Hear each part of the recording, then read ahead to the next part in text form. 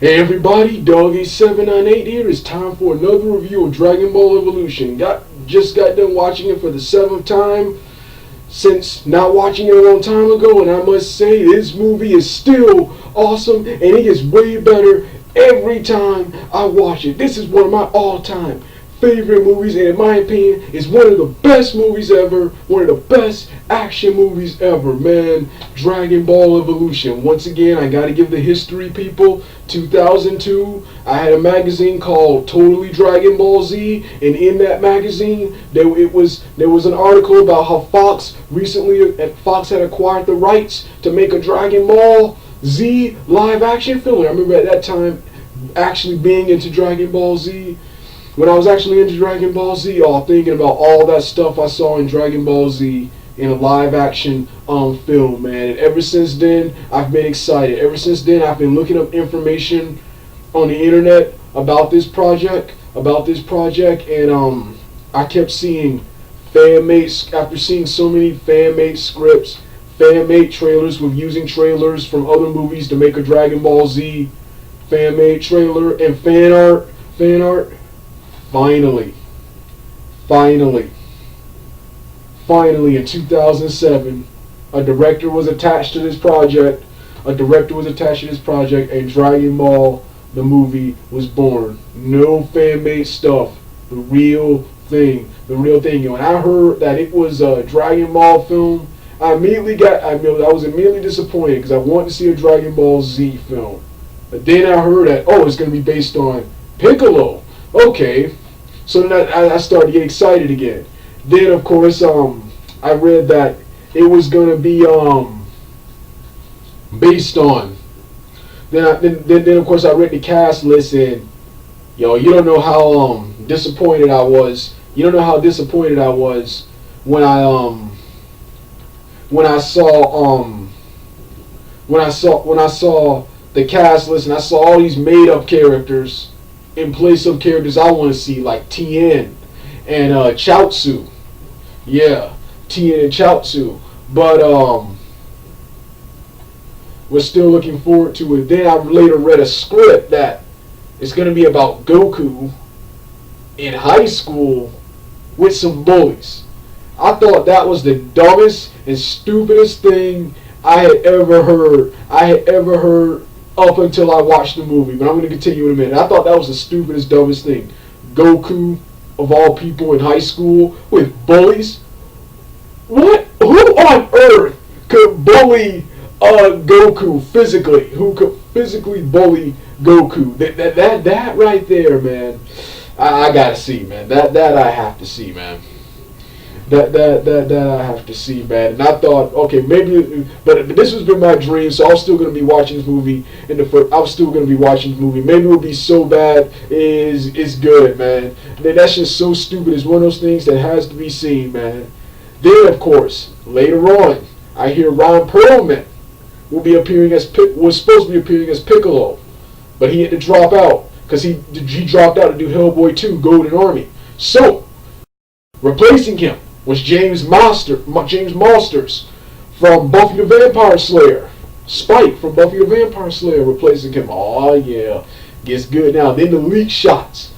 Oh man, I really want to see it. I saw Roshi, who looked awesome, different from what I remember, but way better than what he was supposed to look like. Then I see Goku. Oh man, Justin Chatwin. And I love Justin Chatwin because I did not know who he was. I never watched Invisible or War of the Worlds. So, oh man, when I saw Justin Chatwin as Goku, Bulma looked better than what I thought she was going to be. I didn't care about Bulma until I saw how she looked in the leak shots, until I saw her in the film, until I saw how she was in the film. Didn't care about Bulma. Didn't care about Chi-Chi. Didn't see Chi-Chi. Didn't see Yamcha either.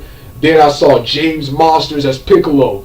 First, I saw that human, what's his name, which I'm glad they changed that what you call, where he had human skin, where he had white skin, like a Caucasian. I'm glad they changed that. Then the next one was badass. I saw him in the green, applying the green. Then, of course, applying the green makeup. He looked badass. Then I see the Ozaru I was disappointed by this. This looked like some mutant fish monster. Mutant fish monster.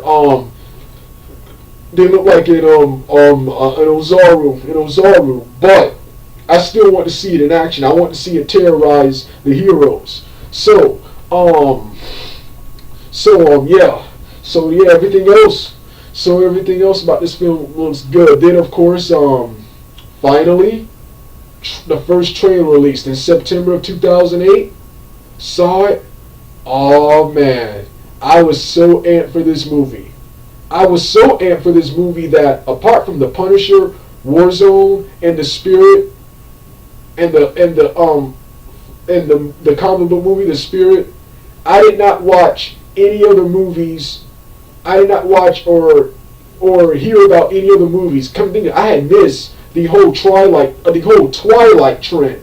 I heard of Twilight because of this movie. I discovered Twilight because of this movie. I missed the entire Twilight trend, man, because I was so amped. I was so ready for this right here. I saw a trailer, looked pretty damn awesome to watch in theaters.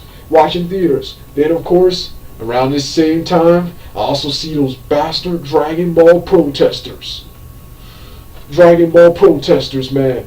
Protesting a movie, and these annoying fans talking crap about a movie before a movie was even out. Even I remember that joke from Team 4-Star when Nappa and Vegeta made fun of everyone. The Naruto fans, the Bleach fans, and the DB fans. I let that one slide. Because it was funny, and they made fun of everyone. I let that slide. For a couple of years. But man, my anger was growing. And then of course, finally arrived April. I saw it 3 weeks after it released. I had my mom drop me off at the theater. I saw it full price. I paid full price. I was like, okay, before I start fighting the protesters, I'm gonna make sure this movie is worth the support and the cussing out I'm about to give the protesters, the cursing out I'm about to give each of them. And yeah, and like I said, and I watched it. Oh man, this film was awesome, so awesome. I did not want to leave the theater. This was the best shit I had seen. From the opening narrations with Grandpa Gohan getting goosebumps to the badass introductions. Enter Goku, enter Grandpa Gohan, enter Piccolo, enter Mai, enter Bulma, enter Yamcha. The stuff with Goku in high school, awesome. Improve the series, man. I love how the characters in this movie, had lives before they started to go out and look for the Dragon Balls. They didn't just say, hey, I'm gonna go find some Dragon Balls. I'm gonna go find the Dragon Balls because I have nothing better to do with my time, and I want some dumb, selfish wishes. So we're gonna find the Dragon Balls and cause a lot of problems on the way. I like this one better. They actually had lives first, and they had to go up. They had to find the Dragon Balls because if they didn't find the Dragon Balls, the blood moon would have eclipsed the sun, Ozaru would have been born, and Piccolo would have got his wish, and everyone knows what happens from there. So, they had to find the Dragon Balls. I love that, man. So, yeah. Awesome stuff, man. So, yeah, I love that. Love the high school stuff, man. Those bully characters, Carrie Fuller, the African American, and Augustus, the Caucasian. I would usually hate guys like that, man. But they were so over the top. They were so over the top and violent and great foils to the main protagonist, Goku, man. I wish they were in the film longer. But of course, this is a Dragon Ball film. They're not the main characters. And they're just there to show you how powerful Goku is, and to take sympathy on Goku, man. Which gets back to Goku. I love how they redid his character. I love how they made him more relatable and made him more realistic. If you do nothing but fight and have powers and is irresponsible, people will not like you. They would not like you. It's not going to be like in a series when you see them flying, teleporting, doing all this crazy stuff, and they were like, "Oh, this is cool, this is cool." No, they would hate and fear you like in the X-Men. They would hate and fear you. What if you use those powers and go rogue and try to rob a bank or something, commit crimes? So yeah. So yeah, right there, awesome stuff, man. So yeah, loved it right there. And it was just so over the top and funny. The guy was like, when they come out of nowhere, they nearly try to kill Goku by running him over. They run over his bike. Goku's like, "Hey, Fuller, dude, you just wrecked my bike." "Hey, Gonis, man, you just fart, man? Because I thought I heard something. You gotta pay for this, Fuller." "Make me pay, Geeko." "Come on, Geeko. Come on. Show me what you got." "Yeah, just like I thought. Nothing." Get that guy asking Goku of all people to punch him. Love it, man. Love it. Then later on, like I said, there was the inner Piccolo scene. He comes out of nowhere. He comes out of his ship, comes out of nowhere, where he has the hood on. He takes some CGI. He takes some key, drops it on the village. Goes in there. It fully appears when you get a look at his face without the hood on.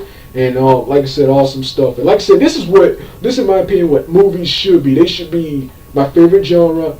They should be action. They should be campy, over the top, campy action movies with a good, decent script centered around the characters. Man, that's what movies like Dragon Ball. That's what movies should be today, in my opinion. Aren't.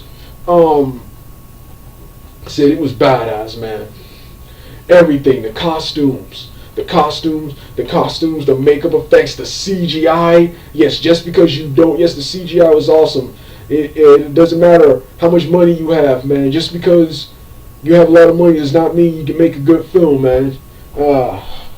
And I just love the production they put into making this look good. At least making it something to look at. Unlike the first series of Dragon Ball, man, which was garbage, man. It looks like some kiddy's coloring book, man. What the hell is that crap, man? But yeah, man.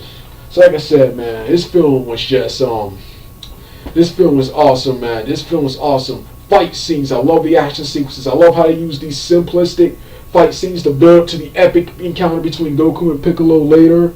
I love how the fight scenes were realistic, like if Dragon Ball was in real life, kind of like a Naruto style.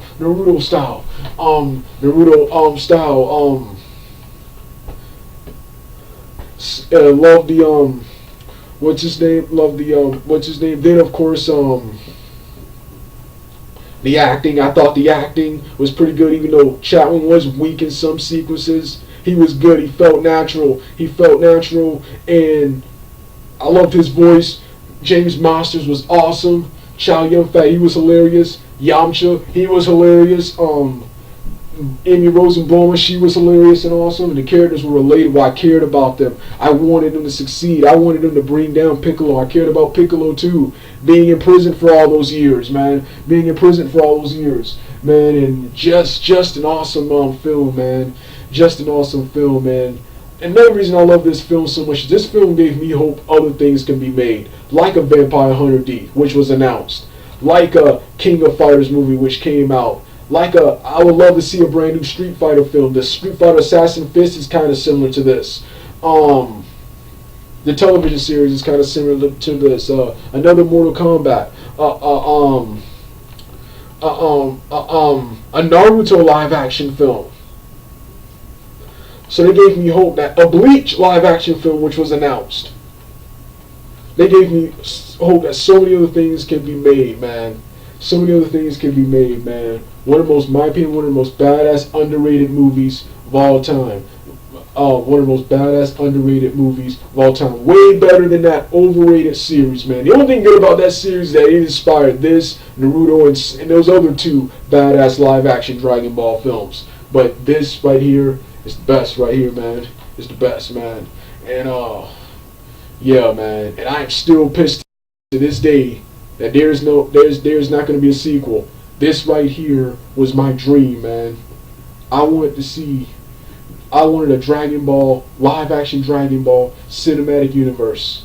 And Doug, a 7 on 8 will never, and I repeat, never forgive the Dragon Ball Z protest and the fans. Alright, Doug, a 7 on 8 out.